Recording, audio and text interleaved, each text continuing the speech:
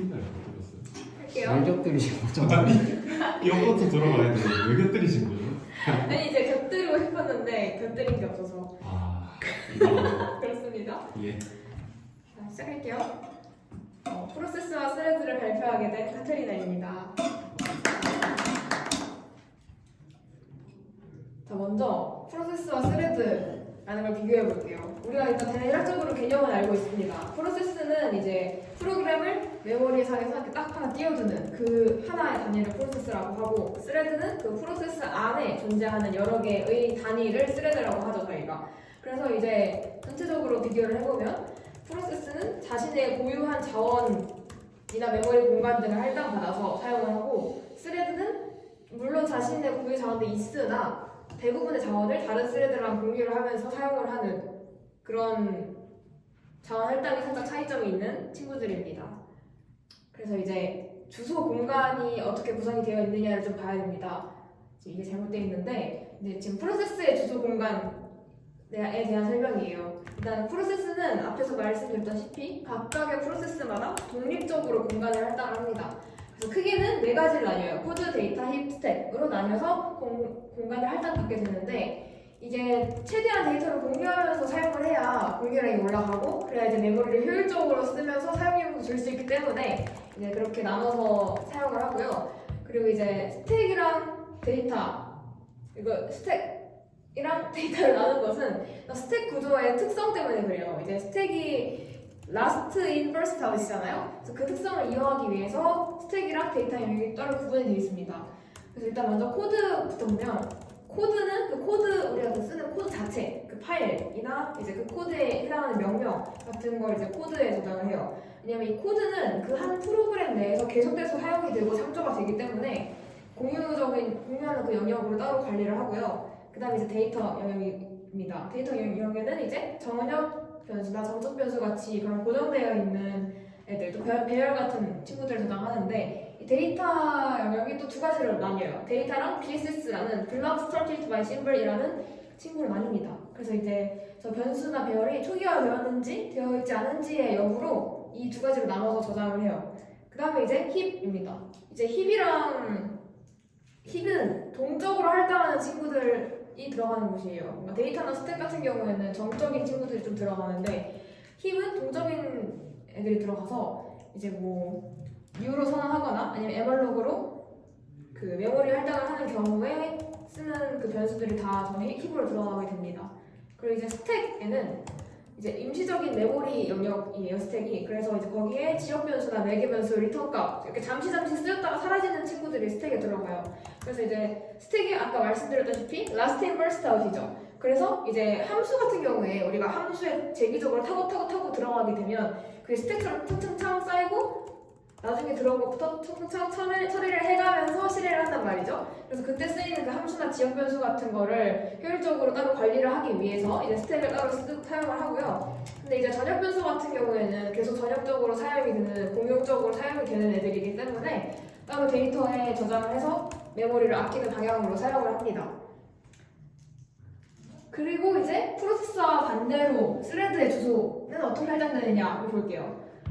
앞에서 말씀드렸던 코드, 데이터, 힙, 스택에서 스택만 따로 할당을 받고 나머지는 다 공유를 합니다. 이제 스레드 같은 경우에는 전역 변수나 뭐 코드 자체나 동적으로 할당받는 애들이나 다 전역적으로 사용이 되기 때문에 그 프로세스 내에서 같이 공용으로 사용이 되기 때문에 사용을 하는데, 이제 스레드는 스레드별로 스레드마다 사용하는 함수들이 달라요. 그렇기 때문에 그거를 전역으로 공용적으로 메모리에서 사용하기에는 너무 비효율적입니다. 그래서 이제 독립적으로 동작하는 그런 함수들이 스레드에 그 대부분 있다. 그 스레드를 나누는 이유가 그것 때문이란 말이죠. 여러 개의 함수를 독립적으로 수행하기 위해서. 그래서 독립적으로 함수 호출이 가능해야 합니다. 그래서 따로 스택에 해당하는 부분, 저 함수 실행을 위한 부분만 공용으로 사용하지 않고 독립적으로 할당을 해서 사용을 합니다. 스레드 같은 경우에는. 그래서 이제 이렇게 주소 공간에 할당받고, 멀티 프로세스와 멀티 스레드 개념이 있습니다. 이제 여러 개를 사용하는 개념인데 좀 간단합니다. 이제 뭐 멀티 프로세스 같은 경우에는 이제 프로세스 하나에 프로그램 하나가 돌아가는데, 근데 이제 그 프로그램을 안에서 그 프로세스를 여러 개로 나뉘어서 동작할 수 있도록 그 병렬 작업이 가능하도록 그 설정을 해서 돌아가게 하는 게 멀티 프로세스입니다. 근데 이제 이거에 대한 장점은 멀티 프로세스를 사용하게 되면 그 프로세스가 독립적으로 메모리 저희가 할당이 된댔잖아요. 그러니까 서로 침범할 수가 없어요. 왜냐하면 다른 사람의 영역은 들어갈 수 없기 때문에 메모리 침범을 그냥 아예 방지할 수 있습니다. 그냥 프로세스를 분리함으로써. 근데 이제 그 컨텍스트 스위칭이라는 문제가 발생해서 일어날 수 있어요. 근데 이게 무엇이냐? 컨텍스트 스위칭이 무엇이냐? 이제 그 프로세스를 지금 사용하는 애들을 올리고 안 쓰는 애들 내리고 하는 그런 과정에서 일어나는 상태를 저장하고 상태를 복원하는 그런 걸 컨텍스트 스위칭이라고 하는데, 이제 저장하는 거는 뭐 동작 중인 애가 이제 잠깐 대기 상태, 그러니까 이제 그 저희 모형티스에서 배운 그 여러 가지 상태들이 있죠. 근데 이제 그거를 여기서 다룰 수는 없지만 그 대기 상태로 전환될 때 그때 이제 그 프로세스의 상태들을 저장을 다른 데 해두잖아요. 캐싱을 해두잖아요. 그때 이제 저장을 하고 그리고 이제 다시 복원을 하고 이런 과정을 컨텍스트 스위칭이라 하는데, 이때 오버헤드가 발생할 수 있습니다. 왜냐하면 그 프로세스 같은 경우에는 컨텍스트 스위칭해서 이제 컨텍스트 스위칭을 하게 되면 그 캐시된 그 메모리를 초기화하고 다시 이제 저장하고 복원하는 과정에서 캐시 메모리 초기화가 일어나고 다시 또 이렇게 왔다리 하는 과정이 생기기 때문에 좀 오버헤드 작업량이 많으면 오버헤드가 커지고 그래서 시스템 성능까지 저하가 될 수 있습니다.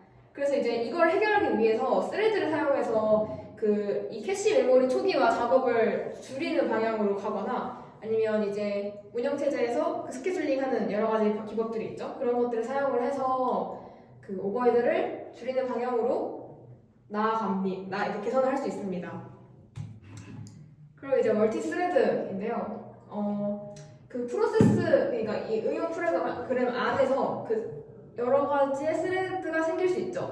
원래 기본적으로 프로세스가 생성이 되면 스레드가 한 개가 생겨요. 근데 저희가 이제 필요에 따라서 스레드를 여러 개를 만들어서 이제 그 각각의 스레드가 어떤 역할을 할지 지정을 해주고 그 스레드를 한 번에 돌리면서 이제 여러 개의 작업을 한 번에 처리를 할 수가 있죠. 근데 이제 그때 아까 말씀드렸던 그 코드, 데이터, 힙 그런 공유 메모리 같은 걸 이용해서 동시에 처리를 하는데요. 이제 프로세스는 그 캐시 메모리 초기화라는 그 작업이 들어가기 때문에 오버헤드가 발생할 수 있는데 스레드는 그런 게 없습니다. 왜냐하면 공유 메모리를 계속 사용하고 있기 때문에 그 컨텍스트 스위칭 작업이 그렇게 많이 일어나지 않아요. 프로세스에 비해서.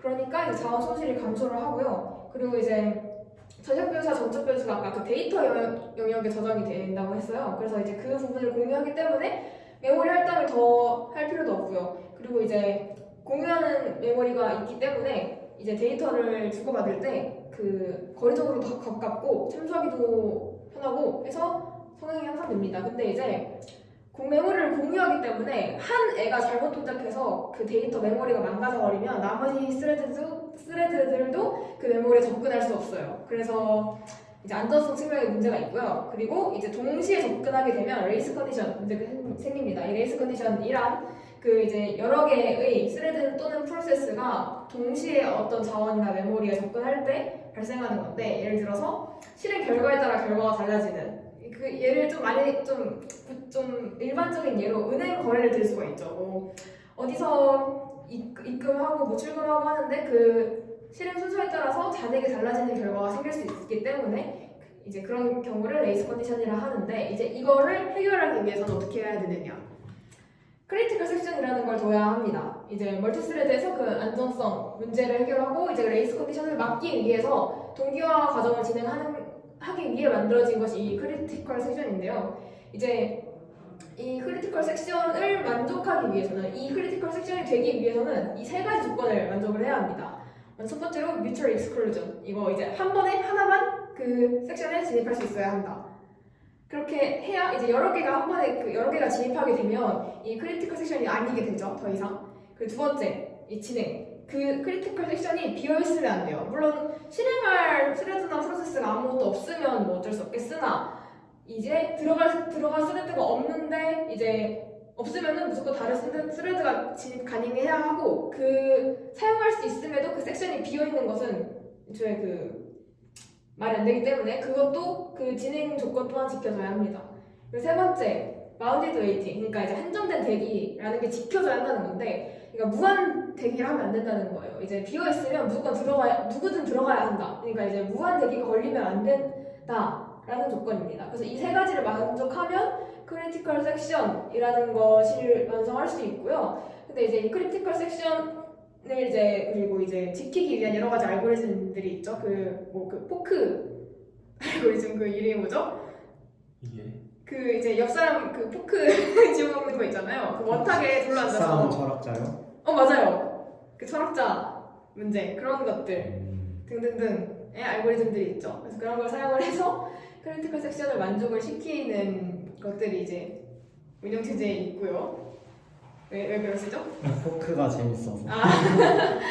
근데 이제 만족을 하지 못한다 하면 데드락, 라이브락, 비지웨이팅, 스타베이션.